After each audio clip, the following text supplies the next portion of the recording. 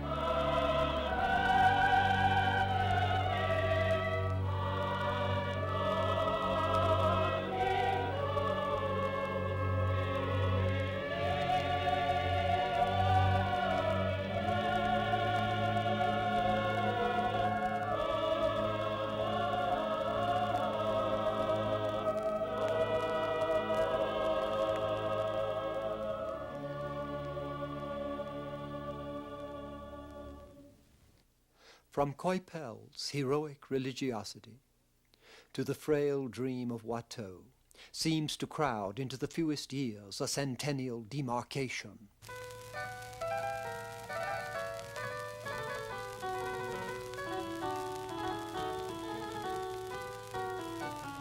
But Couperin found no difficulty in going from the Lamentations of Jeremiah to the most precious miniatures on the follies of France, like Watteau's little canvases, plaintive diversions of the Regency.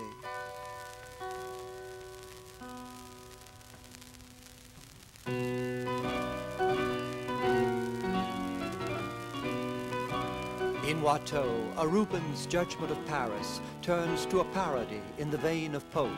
To arms, the fierce virago cries, and swift as lightning to the combat flies. So when bold Homer sets the gods in arms, towered Olympus rings with loud alarms.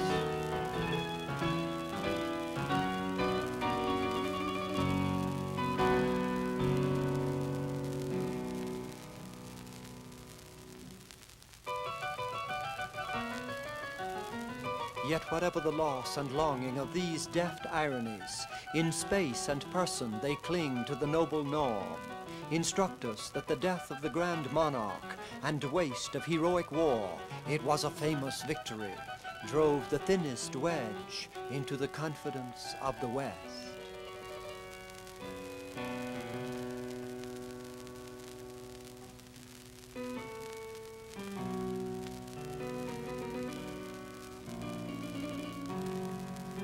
In the Rape of the Lock, hither the heroes and the nymphs resort to taste awhile the pleasures of a court.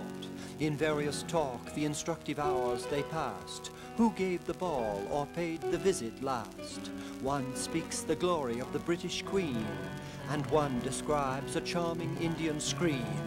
A third interprets motions, looks, and eyes. At every word, a reputation dies. That derision celebrates Augustan values.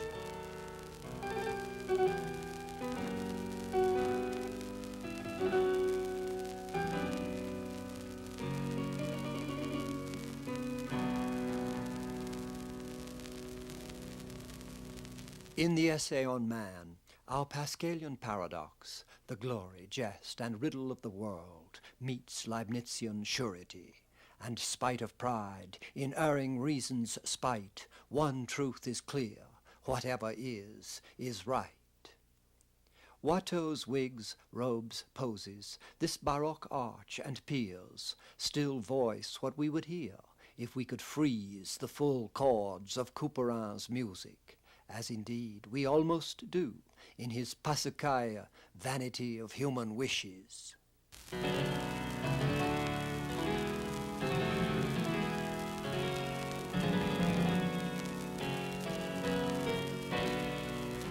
It is hard to decide whether Congreve's last refinement of manners in his 1700 Way of the World has crossed the Watteau divide.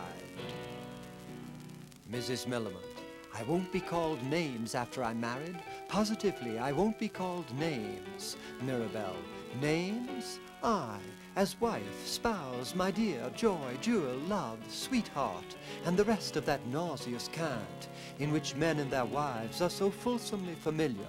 Let us be very strange and well-bred. Let us be as strange as if we have been married a great while, and as well-bred as if we were not married at all.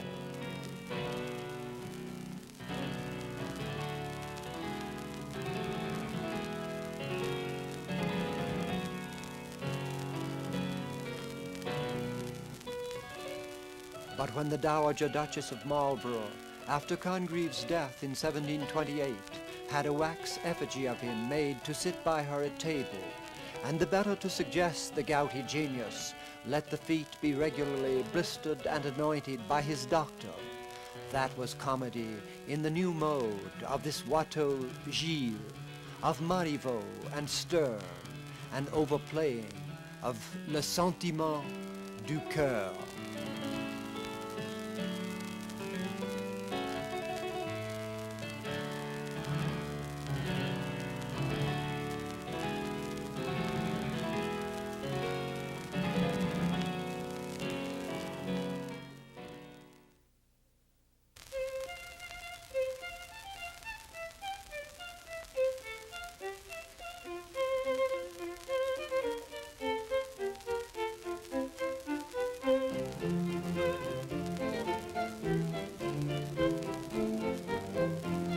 In England, as in France, the 17th century Baroque, by its brisk facility of command, enacts the soul of comedy. Thus Lely's Henry Sidney, or the canzona of Purcell's Golden Sonata.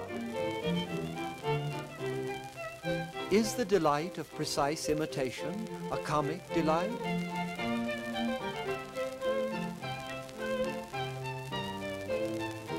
The canon, anyway, was the form taken by Purcell, and the restoration for the lusty catch. Adam caught Eve by the fur below, and that's the oldest catch we know.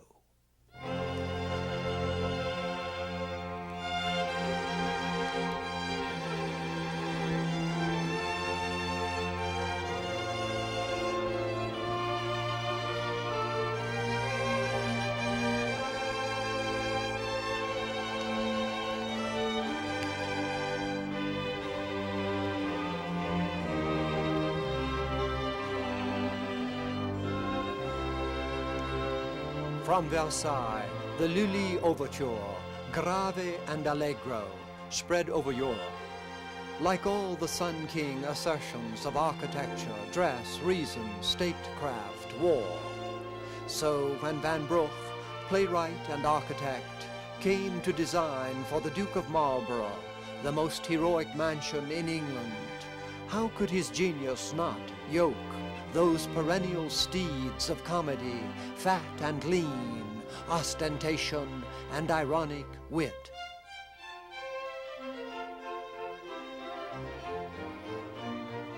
With what repartee the North Gate, with its iron curls and gilded sharp flower flames, pricks the swelling vaults of the wide-winged court. Was not Van Brugh, maker of Lord Foppington and Tunbelly Clumsy, to break off his unfinished journey to London and his life with the lurid awakening of Sir Francis' headpiece? And why will you be in a passion, Sir Francis? Because I came here to breakfast with my Lady Arabella, expecting to find my family set round the civil table with her, upon some plum cake, hot rolls, and a cup of strong beer. Instead of which, I find these good women staying their stomachs with a box and dice, and that man there with the strange periwig making a hearty meal upon my wife and daughter.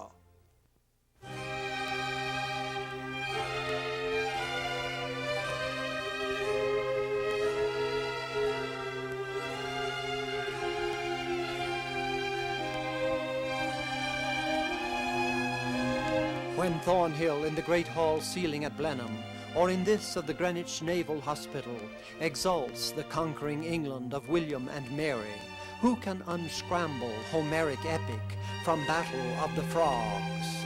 Does it match the grave of Purcell's Dido Overture with the Dryden Year of Wonders, where Pope began? The time shall come when free as seas or wind, unbounded Thames shall flow for all mankind. Whole nations enter with each swelling tide, and seas but join the regions they divide.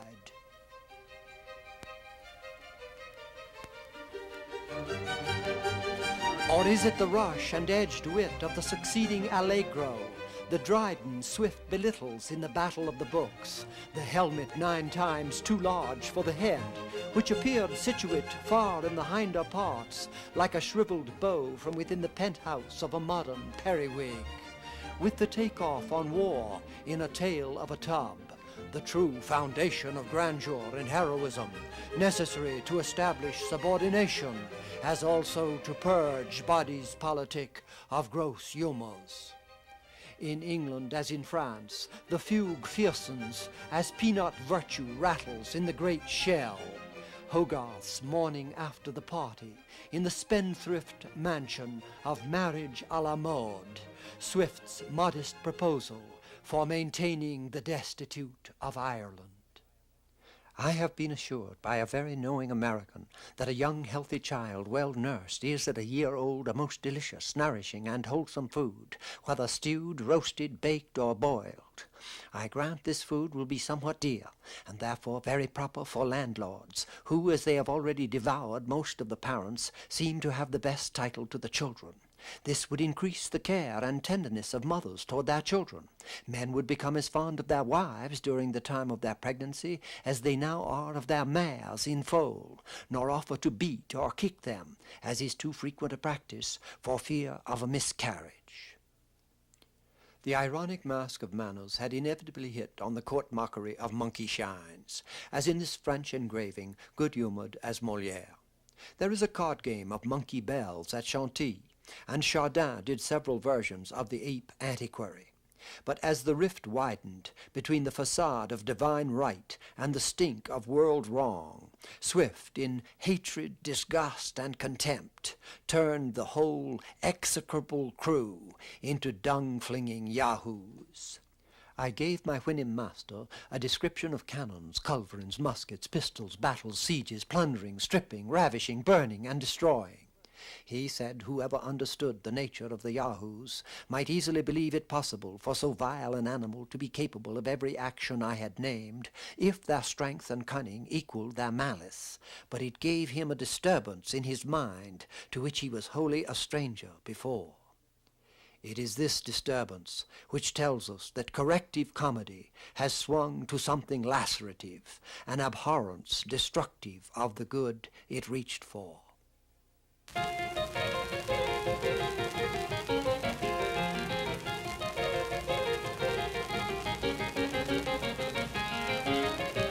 We minimized the rift opened in France by the Baroque debacle. In Swift it strikes deeper, undermining the exuberance which still lifts the style. And in the weirdly lighted satires of Magnasco, North Italian, early 18th century, forms are wrenched in a violence as darkly radical as the savage indignation of Swift. We have related it before to the chromatic fury of Domenico Scarlatti.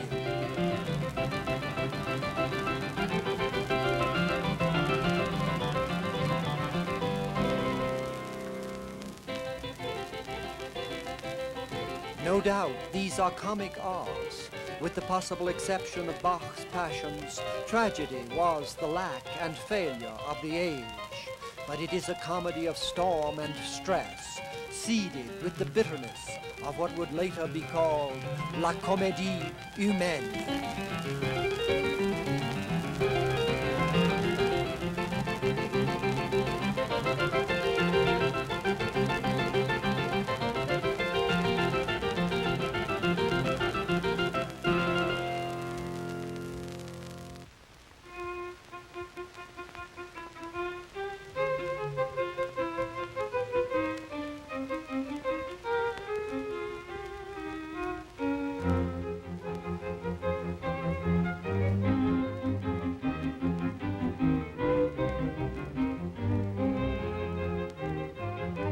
And what Pascalian vertigo of the young Piranesi would seize exactly on the vaultings of spatial command to exhibit in his mid-century prisons the rational order of the phenomenal, gone from Cartesian glory to nightmare bondage. A doom here sprung upon us by a contradiction, that the two great piers to the left are joined by an arch which must hold the plane of the picture, though we see it reaching back in space. And already in Alessandro Scarlatti, Domenico's father, the fugue, Baroque structure of reason affirmed, flexes with menace.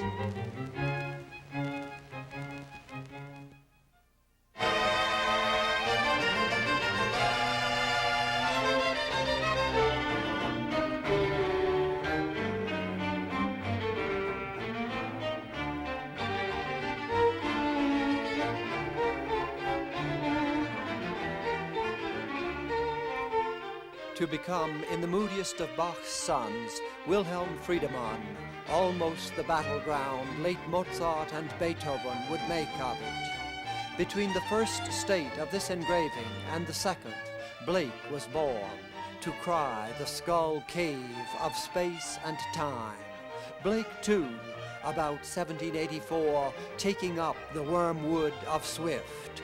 Ha, ha, ha, said inflammable gas. Voltaire was the glory of France. I have got a bottle of air that would spread a plague.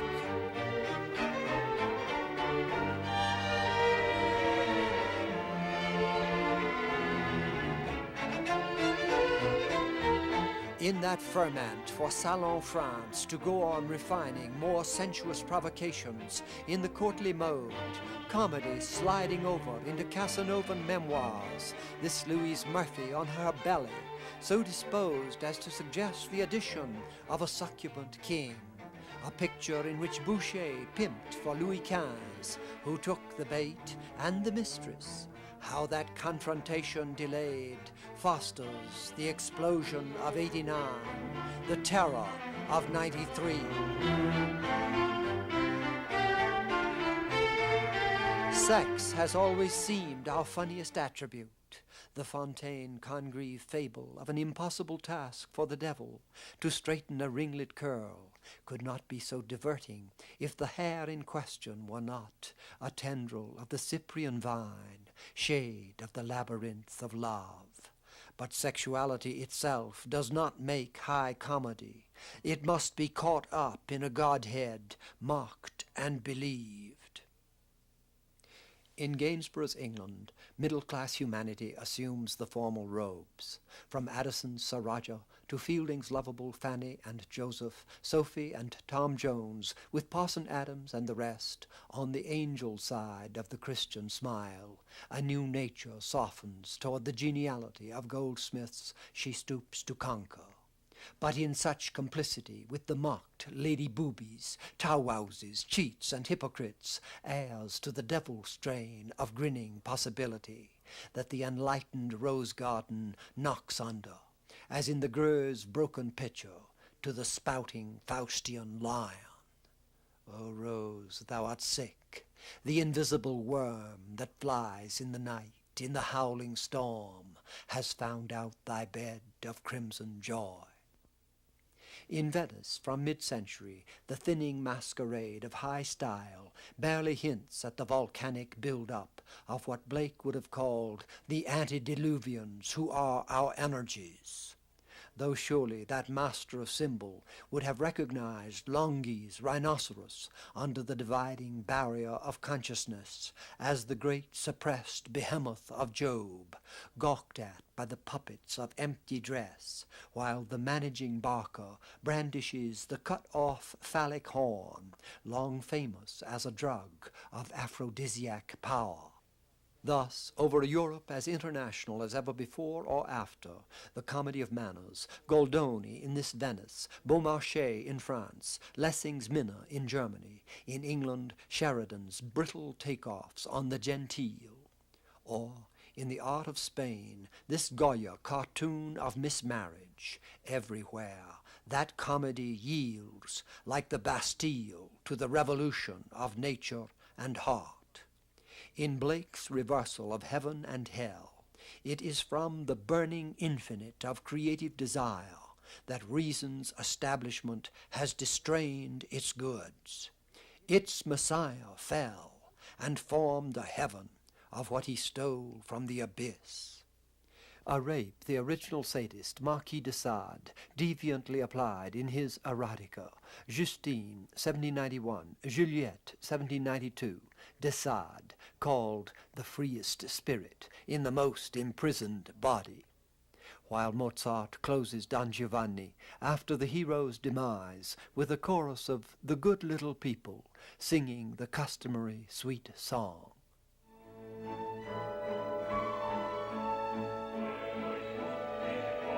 But how thin and posed the morality of reason has become.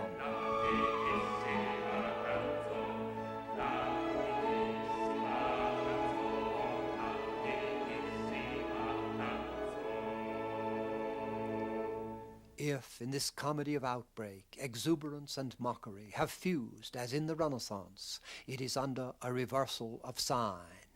Molière's corrected good has dwindled to the trivial mask.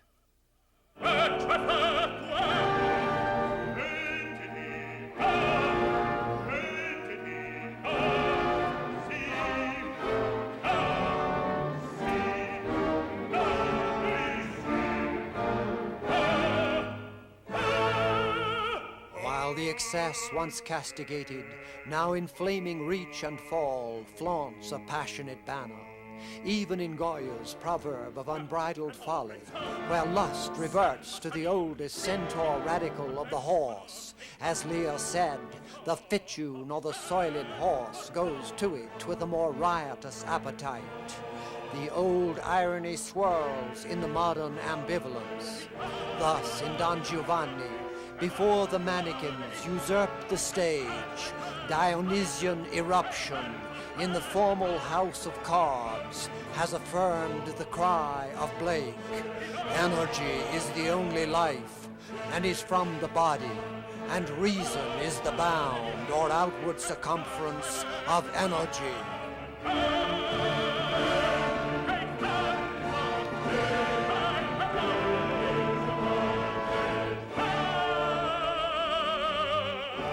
What the outcome is to be, Faust and Nietzsche have left our time to discover.